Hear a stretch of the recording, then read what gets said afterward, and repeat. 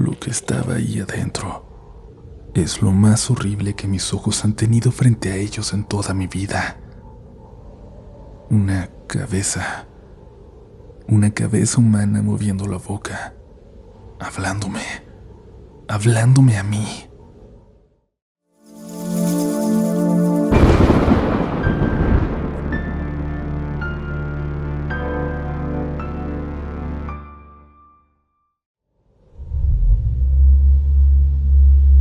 En esta ocasión, comunidad, van a escuchar siete relatos sumamente macabros que no quiero que les vayan a sugestionar. Son algo fuertes, son gráficos, y este es uno de esos episodios que preferiría que no escuchen si hay niños alrededor o si son sensibles. No pasa nada si no lo escuchan. Nos vemos en el siguiente. Si deciden quedarse, estamos juntos en esto. Y poco a poco, de la mano, atravesaremos estas 7 historias hasta sobrevivirlas. Algunas serán historias muy raras, bizarras, historias que van a incomodarles, que les prometo que no les dejarán dormir. Tienes 10 segundos para marcharte, para ver algo más tranquilo, porque estamos a punto de iniciar. Estás escuchando Relatos de la Noche. 5, 4, 3, 2.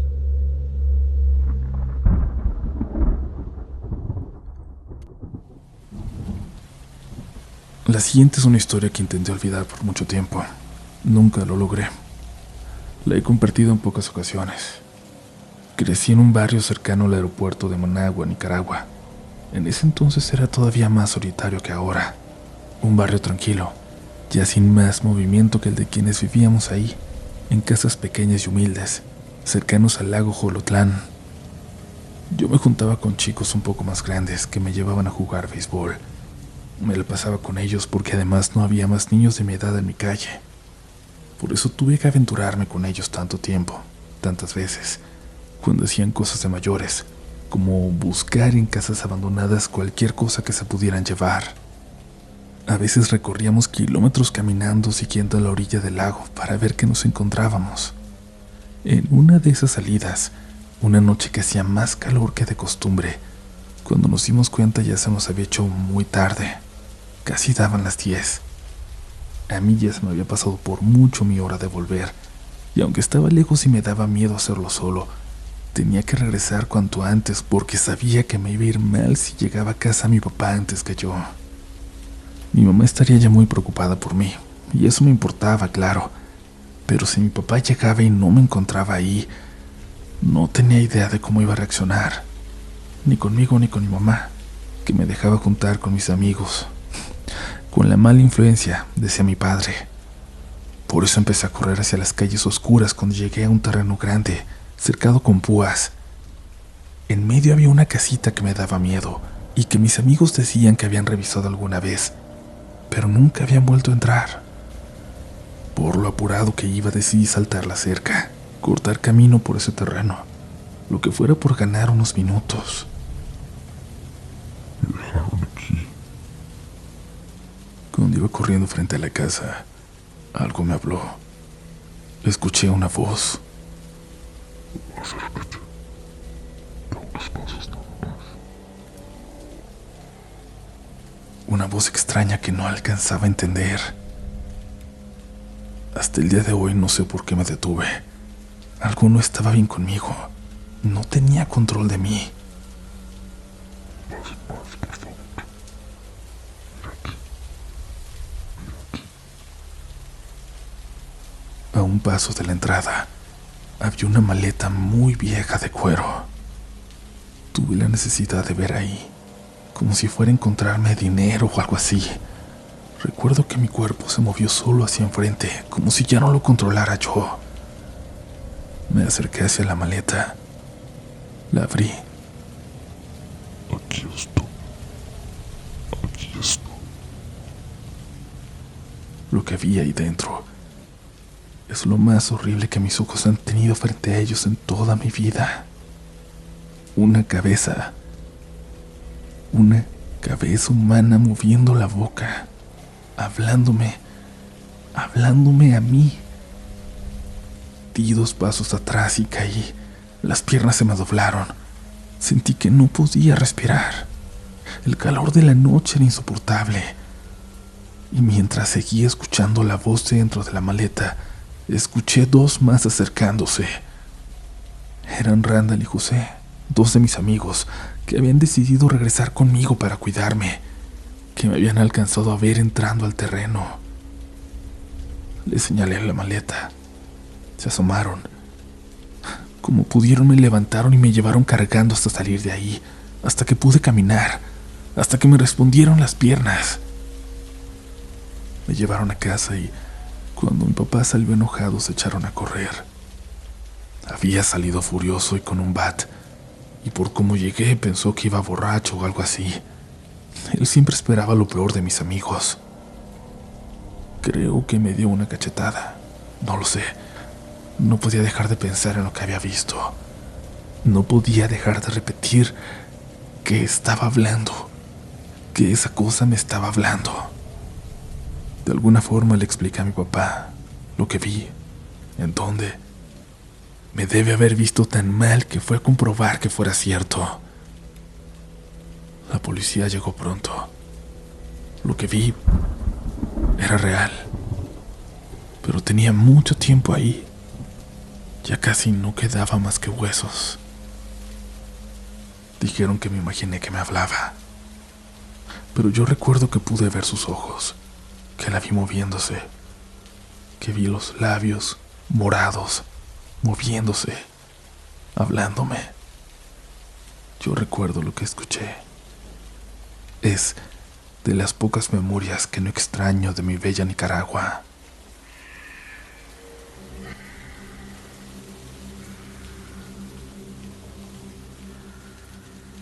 Estábamos en 5º y 6º de primaria, mis 2 primos y yo, cuando nos dejaron en su casa esa noche.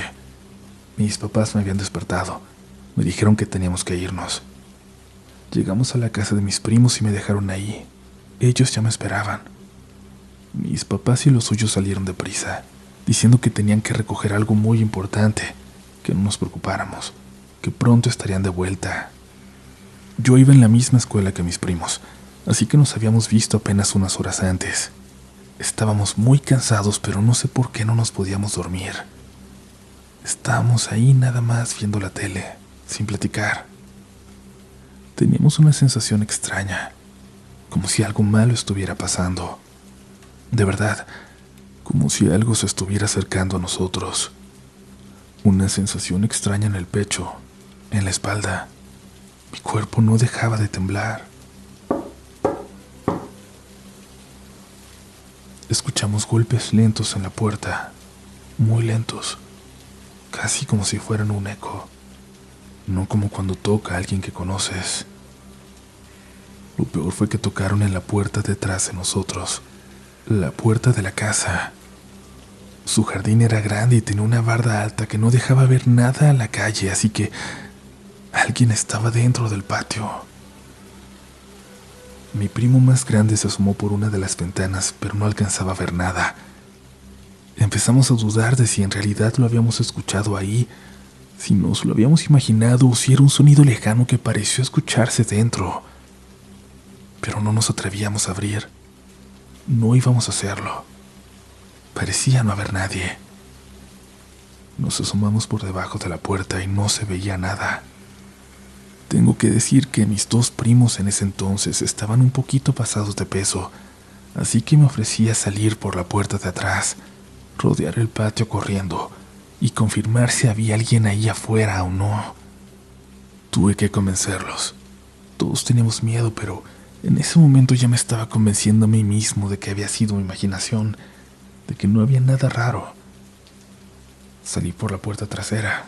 Mis 2 primos se quedaron ahí, esperando como para no dejarme por completo afuera a mí solo. Avancé unos pasos, solo unos pasos, cuando vi algo en una de las ventanas laterales. Alguien se estaba asomando a la casa. Lo que voy a describir es 100% lo que vi. Era una mujer de negro, pero el vestido era una especie de enredadera de tiras negras que le salía de la cabeza. Se veía como pesada. Y volteó. Me miró. Lo único que puedo decir es que era como una calavera, con pedazos de piel aún escondidos entre los huesos. Grité muy fuerte. Uno de mis primos me jaló de la mano para meterme y los tres nos pusimos a llorar. Me preguntaban qué había visto afuera, porque ellos, gracias a Dios, no alcanzaron a verla. Yo les decía que una señora asomándose a la casa. Llamaron por teléfono a una señora que vivía cerca, y me acuerdo muy bien cómo mis primos le decían: ¡Una bruja! ¡Una bruja! ¡Una bruja se quiere meter! Yo sabía que era algo peor. Podía sentirlo. A los pocos minutos llegaron dos vecinas y salimos rápido corriendo con ellas a la calle. Una entró a revisar, pero no encontró nada raro en el patio. No nos creían lo que escuchamos. No nos creían que alguien se quería meter, y eso que no les dije cómo se veía. Mi mamá llegó a casa unas horas después. Nos dio una noticia terrible. Mis abuelitos habían muerto. Luego pasaron los días y nos enteramos que ellos mismos lo habían decidido, o al menos eso parecía. Se encerraron y abrieron las llaves de gas. Fue algo que devastó a la familia, como suele suceder. Todos sentíamos que pudimos haber hecho algo más, que pudimos decir algo más, pero no lo hicimos, no a tiempo. Los abuelos se habían alejado mucho de la familia, cada vez más, hasta ese momento. Esa noche ahí en la casa de mis primos, yo sé qué fue lo que vi, y ustedes también deben imaginarlo ya. Es una visión aterradora, pero al mismo tiempo, cuando me volteó a ver, no sé, también sentí una muy extraña calma. Es lo más cercano que he estado de la muerte.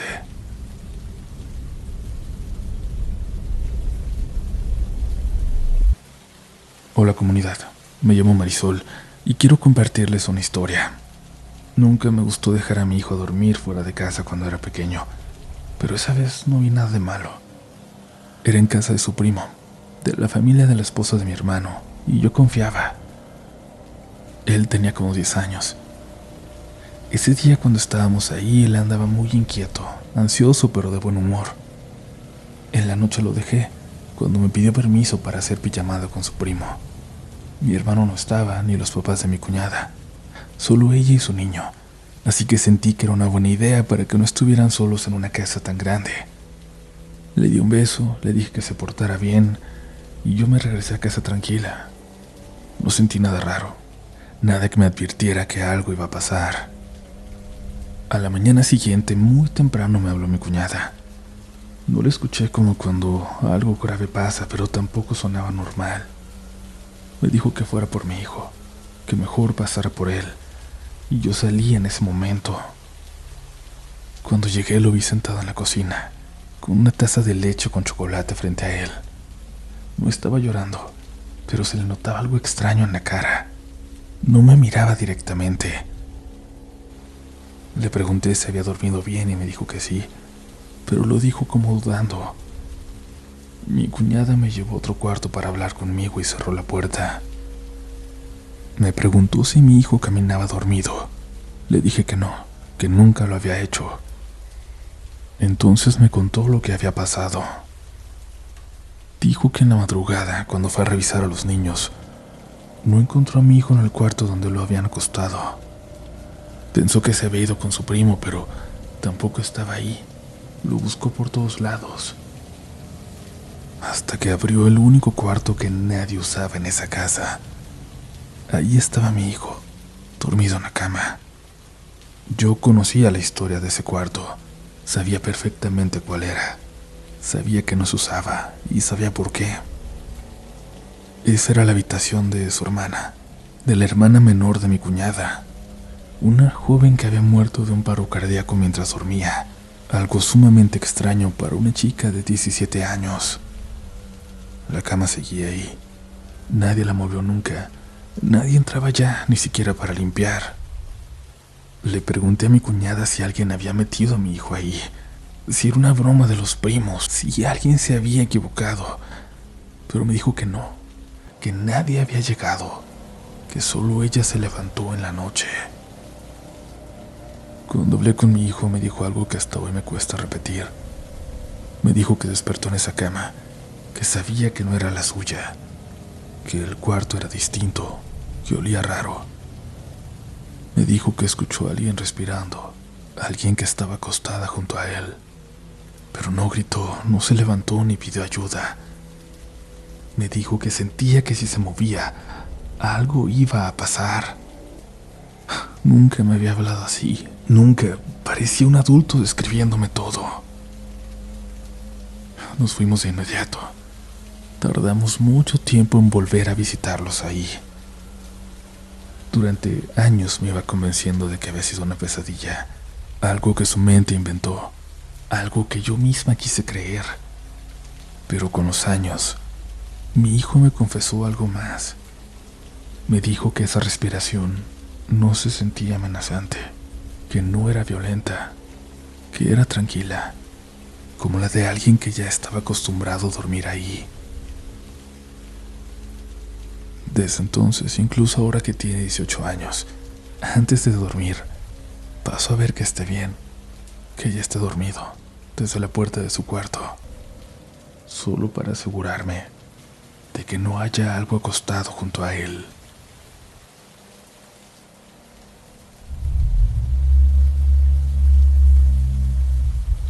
Comunidad, recuerden enviarnos sus historias al correo mirelatodelanoche@gmail.com para leerlas y si se puede contarlas lo antes posible.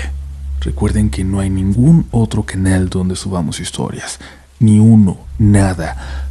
Todos los que les salgan con variaciones de nuestro nombre aquí y en TikTok, los que se escuchen con mi voz contando historias que son las mismas que ya se contaron aquí pero con otro nombre, evidentemente son piratas. Por favor, pasen la voz, sobre todo porque estamos viendo que piden dinero, que piden donaciones. Dicen que para seguir creando contenido, pero recuerden que en Relatos de la Noche jamás vamos a pedirles algo así, jamás vamos a pedirles donaciones de ningún tipo. Pero déjenme decirles que sí hay otro proyecto, aunque no es sobre historias. Se trata de El Videoclub de Medianoche, un podcast donde participo hablando de nuestras películas de terror favoritas. En ese proyecto sí vayan a seguirnos, les voy a dejar el enlace en la descripción y cuéntenos cuál es su película favorita. Por ahora continuamos con más historias esta noche.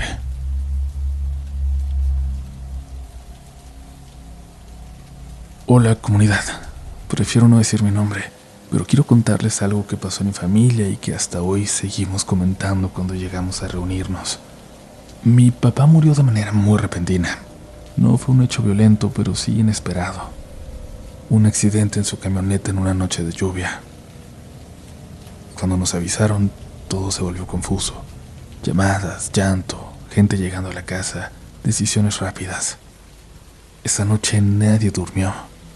Mi mamá, mi hermana y yo nos quedamos en la casa, esperando a que amaneciera para ir a la funeraria y empezar con los trámites del velorio. Quien haya tenido que pasar por eso sabe que las muertes también conllevan mucho papeleo.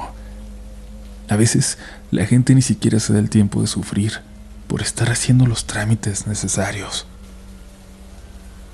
Eran como las 3:30 de la mañana cuando sonó el teléfono de la casa, el teléfono fijo. Eso ya era raro, porque casi nadie tenía ese número. Y si sí, ya nadie llamaba ahí. Pero mi mamá contestó, pensando en algún familiar que acabara de enterarse. Yo la estaba viendo y no dijo nada al principio. Solo se quedó escuchando. Después dijo, bueno. Yo estaba a unos pasos de ella y podía escuchar perfectamente lo que salía del auricular. No había voces ni ruido, solo una respiración, lenta, profunda, como la de alguien dormido. Mi mamá volvió a decir, bueno, y la respiración siguió igual, constante, sin apurarse. Pensamos que era una broma, algún amigo que no sabía qué decir, algún familiar marcando por error, y mi mamá colgó. El teléfono volvió a sonar casi de inmediato. Esta vez contesté yo. No dije nada, solo escuché. Era la misma respiración. No sonaba mal, y es que no sonaba agitada, tampoco mecánica. Era normal, demasiado normal, como si alguien simplemente tuviera el teléfono cerca mientras dormía. Colgué. Desconectamos el teléfono de la pared. Nos miramos los tres sin decir nada. No comentamos lo que sentimos. En ese momento teníamos otras cosas en la cabeza.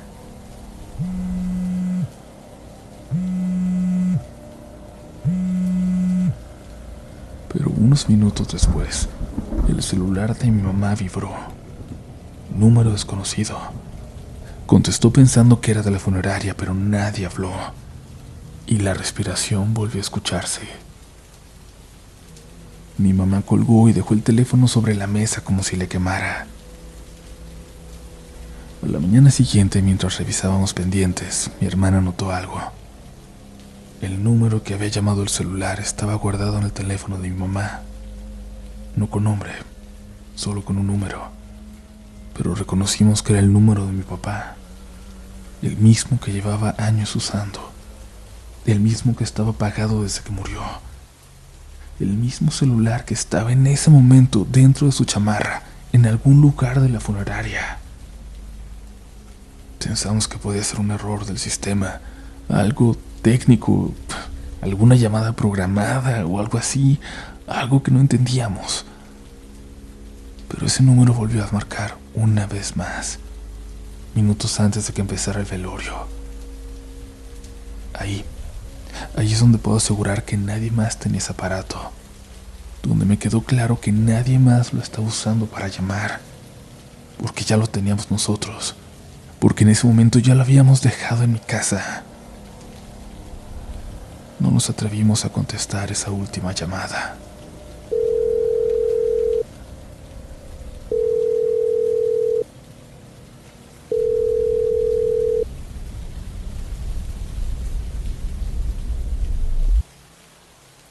Hola comunidad de relatos.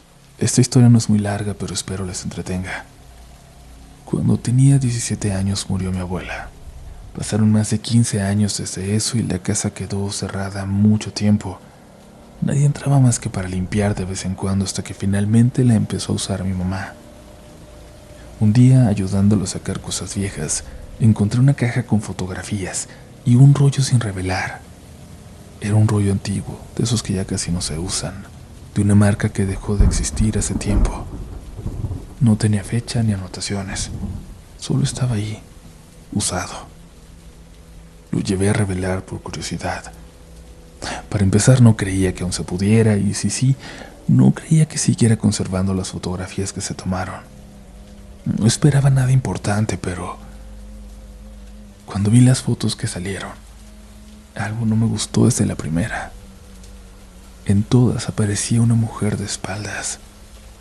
No era la misma foto repetida, eran distintos lugares de la casa de mi abuela. El pasillo, la cocina, el comedor, el patio. La mujer salía siempre de espaldas, siempre con un vestido negro.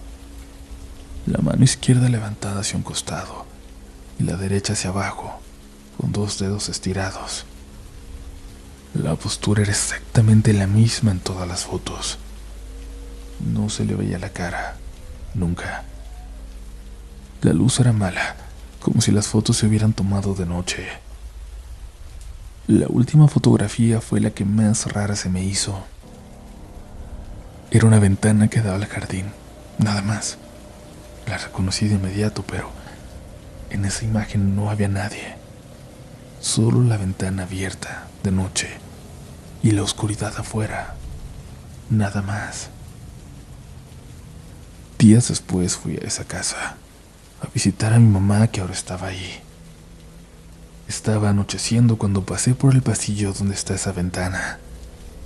Sin saber por qué me detuve, me quedé mirando hacia el jardín. Por un segundo creí ver la misma figura, la misma silueta, pero ahora de frente, en el jardín. No distinguí el rostro, no distinguí nada, solo sentí que alguien estaba ahí. Prendí la luz de afuera de inmediato. No había nada, el jardín estaba vacío. Nunca entendí quién era la persona que aparece en esas fotografías. Nadie en mi familia recuerda a alguien así. Nadie reconoce el vestido ni la postura. No sabemos quién es, pero no queremos volver a verla nunca.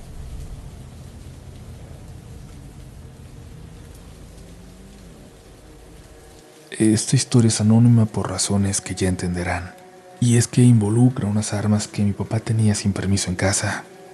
Habían sido de mi abuelo, que en el rancho las necesitaba, una escopeta y un par de rifles, pero mi papá ni siquiera se acordaba del rancho. Eso sí, le gustaba cazar. Nos íbamos a la sierra y ya que nos adentrábamos en caminos de terracería, después de un par de horas, sacábamos las armas de donde las escondía en su carro y nos íbamos a cazar. Bueno, cazar es un decir, porque nunca le dimos a nada.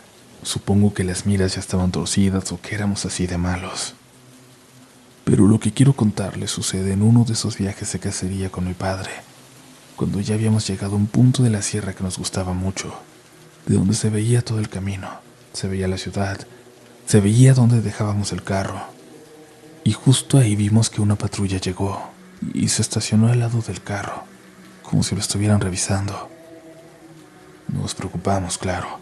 Era ilegal ir a cazar, tener las armas, así que decidimos esperar un rato antes de volver, para no tener que dejar las armas ahí escondidas. Con suerte los policías irían en un rato. Pero pasaba el tiempo y no lo hacían. Desde tan lejos solo veíamos los dos carros, en ese camino de tierra en medio de la nada. No distinguíamos qué hacían los policías, pero era como si se imaginaran qué estábamos haciendo y hubieran decidido esperarnos. Cuando se hizo de noche por fin se fueron, y en cuanto lo hicieron intentamos bajar rápido. Iba a ser muy difícil encontrar el camino de vuelta así.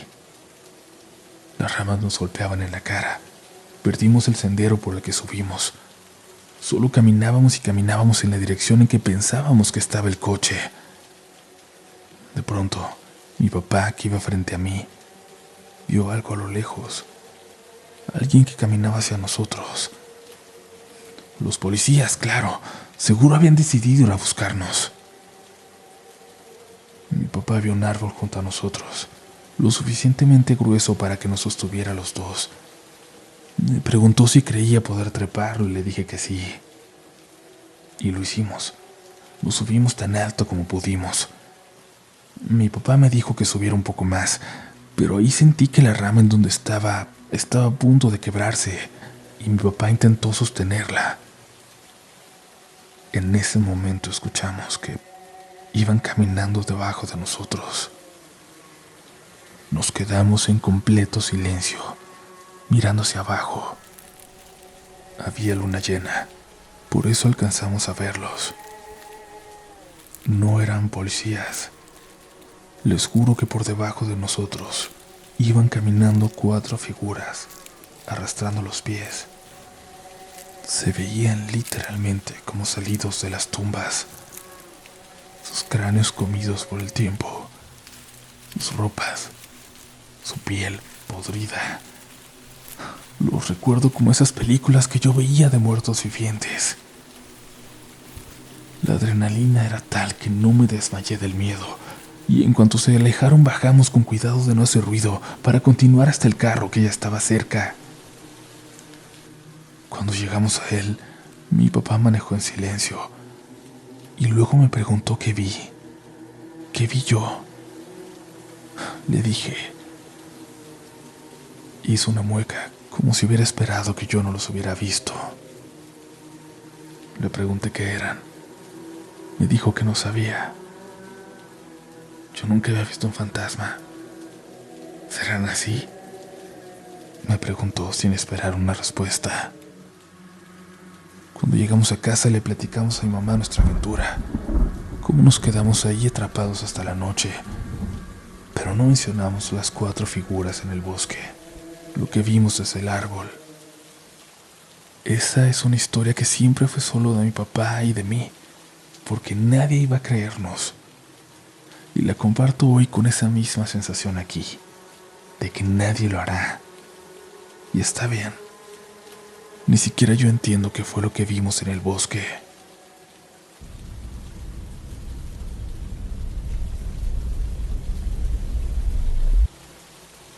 Esta historia la recuerdo desde que era niño, pero durante mucho tiempo pensé que era algo que mi cabeza había inventado. Vivíamos en una casita pequeña, en una calle tranquila del poblado de Martínez Domínguez, Zacatecas. Por las noches antes de dormir, mi mamá apagaba las luces y yo me quedaba un rato viendo por la ventana del cuarto hacia la calle de atrás. Detrás de nosotros había un baldío. A veces, aunque fuera tarde, veía un señor sentado en la banqueta, justo frente al terreno baldío detrás de nuestra casa. No hacía nada, no hablaba con nadie, ni se movía. Solo estaba sentado, con los brazos apoyados en las piernas, mirando al frente, como hacia nosotros. Para mí era algo normal, parte de la calle, como el poste de luz o el árbol de la esquina. Pero una noche le pregunté a mi papá quién era ese señor, y mi papá se quedó callado. Mi mamá volteó a verlo y luego me miró a mí. Me preguntó de qué hombre estaba hablando. Le señalé a la banqueta desde mi ventana, ahí, donde siempre se sentaba. Mis papás se miraron entre ellos. Mi papá me dijo que me fuera a la cama, que ya era tarde. Y al día siguiente le pregunté otra vez a mi mamá, pero me dijo que no volviera a hablar de eso, y no lo hice. De vez en cuando lo volví a ver, pero ya nunca dije nada. Pasaron los años, dejé de verlo, crecí, nos mudamos.